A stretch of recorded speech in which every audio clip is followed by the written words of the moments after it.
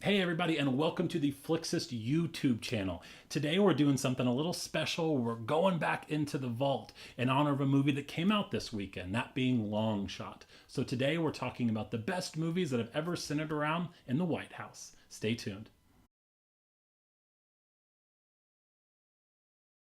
Hey everybody, thank you so much for tuning in. Hope you had a great weekend and hope you had a chance to catch the movies this weekend, especially Long Shot and not Ugly Dolls, if you ask our buddy Matt. I had a chance to see Long Shot and absolutely loved it. Charlize Theron and Seth Rogen were fantastic. It's one of the best romantic comedies that's come out in a long time. But here on this segment, we are always going to tell you those that don't learn from history are doomed to repeat it. And so, what I think is this film definitely looked at its predecessors in terms of movies that have come out that centered around the White House and took that formula and succeeded.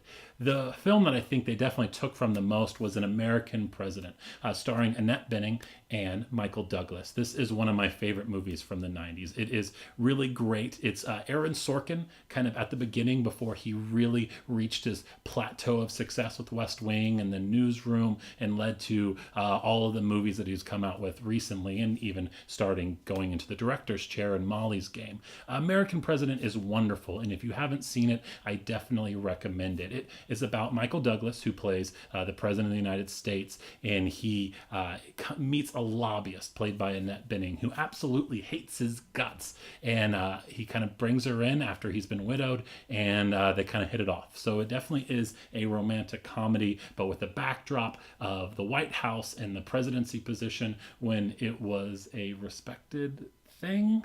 Yeah, oops, got political. Not to say anything now, but it's kind of way before it became as Hollywood as it is today, and it's outstanding. You can definitely see the roots of where The West Wing really exceeded. It actually has Martin Sheen in this movie.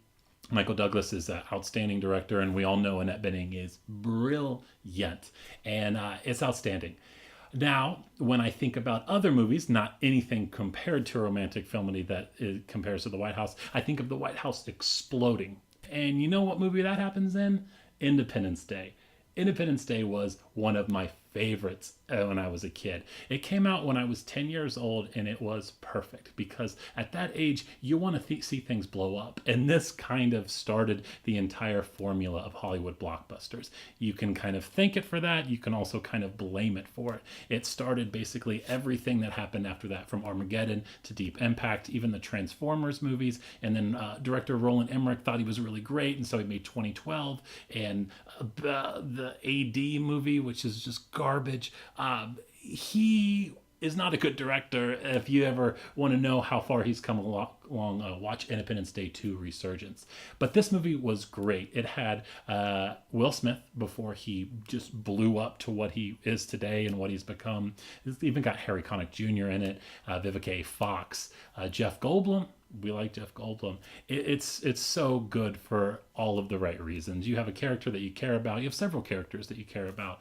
You've got good character arcs. You've got stories of vengeance and fighting back, and really good special effects for the time. They still look good today. Honestly, I know that they would be better with they had modern day technology, but Independence Day, there's a reason it started something great, and yeah, I love it. It's on TV every single summer, and I always flip it on, and I always just catch myself watching it. It's so good. Uh, Maybe the best movie that ever centered around the White House. And this isn't, I'm kind of cheating here because I wouldn't say this is a political movie or even a movie that really is set in the White House, but it has two moments in the White House, so it has to be considered. And that is Forrest Gump. Yes, Forrest Gump. It is a classic. There is no movie in the world that I have seen more than Forrest Gump. It is a time capsule. It is the best American history lesson you could ever hope for. This is kind of how I know things. It's not just a history lesson about events that have happened in wars, but it's also a music history lesson. It has the greatest soundtrack in the history of all movies. In this movie, Forrest Gump actually meets three presidents. That was a trivia question at the place where I do trivia every Tuesday, and I was very proud of myself to know what presidents. That's Lyndon B. Johnson, Nixon, and Kennedy. they didn't all have the greatest fate. They don't play Forrest Gump as the reason why, but that's just kind of the important history time of when it happened. It's so good. I absolutely love it. It is cheesy. It's a little over the top at certain parts, but there's a reason that this film has gone on to outstanding success. So those are the best. Some other movies, kind of honorable mention. Lincoln is outstanding. It has the greatest performance anyone could ever imagine, and Daniel Day-Lewis. You put Daniel Day-Lewis in any movie, it's gonna be magic. And Lincoln is magic because of that. Also, Mars Attacks. I loved this movie as a kid. It's ridiculous. It's stupid. The cast is ridiculous. I don't know how they got all these actors to do it. Hello, Jack Nicholson. I see you. But it's so crazy. Finally, last year was known for the release of Vice. This is a very divisive movie, you could say. It takes the life of Dick Cheney, takes a few liberties, is definitely heavy-handed, goes hard into politics, and you can definitely tell where Adam McKay, the director and filmmaker, is standing. I enjoyed aspects of this movie. I thought it was a little over-stylized at times. I felt like it was really trying to hit home the message of it, which I understand if that's what you're making, but it's not my favorite, and there's a reason it didn't make the top 3. But yeah.